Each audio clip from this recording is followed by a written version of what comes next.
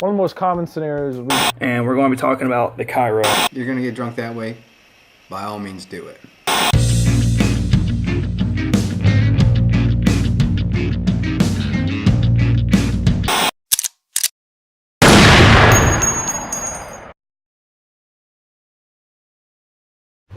Safety first, motherfucker.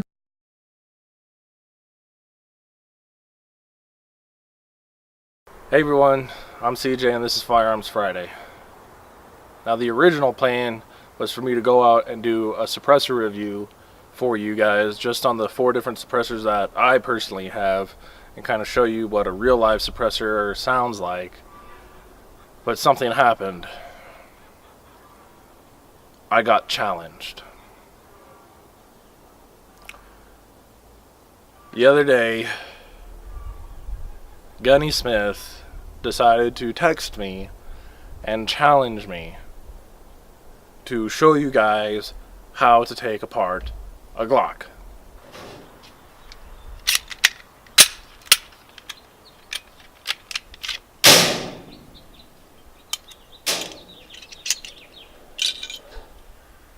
Blindfolded.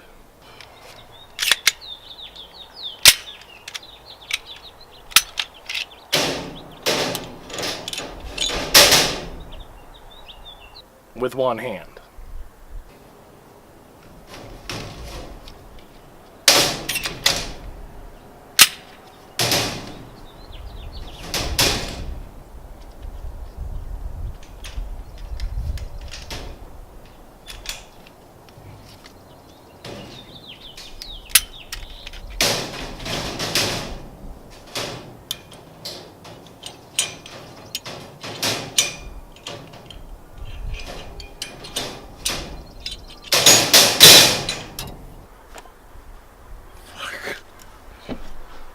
Alrighty, so in all honesty, taking apart a Glock isn't as difficult as other guns, and it's definitely not as easy as some other guns. Personally, I think the Beretta 92FS, that series of guns is going to be a lot easier to take apart, and I actually think that 1911s are a little bit more difficult to take apart. There's just a little bit more that goes into them. So to actually take apart a Glock, again, you're going to want to make sure that the firearm is clear. And you can tell that it is. Go ahead and point in a safe and clear direction. Send the slide forward. Now, you can do this one or two ways. You can either pull the trigger first or you can pull the trigger second. It doesn't matter, because you're going to get to the exact same outcome either way. But what you need to know is that there's 2 different detents or 2 different takedown pins, and they're actually the same one on the inside, but it's kind of on a cantilever, so you can either pull one down or pull the other one down, but the general essence is you need to pull both of them down. So what I like to do is, again, point my firearm in safe and clear direction.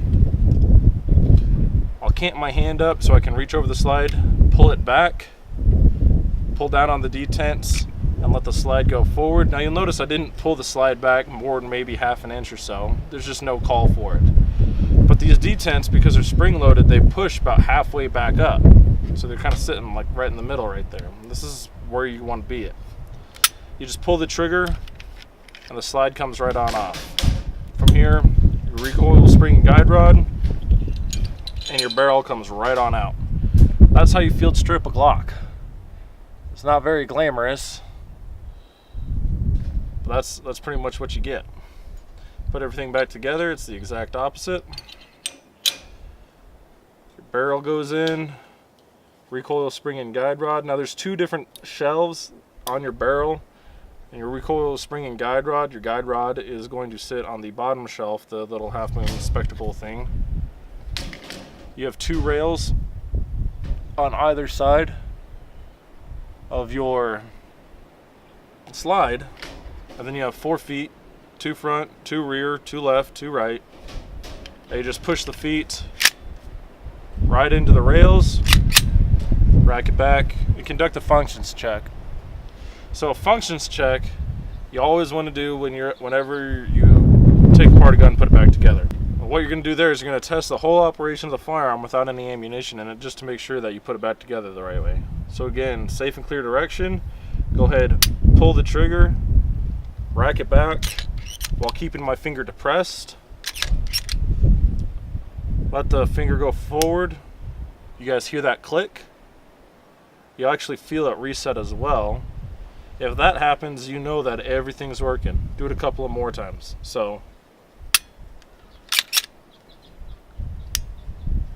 and that's called shooting from the reset, but we'll get into that here in a couple of weeks. Well, there you have it. That's how you take apart a Glock. I wish it was more glamorous, but it's not. So yeah, I completed Gunny's challenge today. I took apart a Glock blindfolded with one hand. And I think that's pretty much it. If you guys like what you saw here today, go ahead, like, share, comment, subscribe. If you don't like what you saw here today, like, share, comment, subscribe anyways, but keep your nasty ass comments to yourself.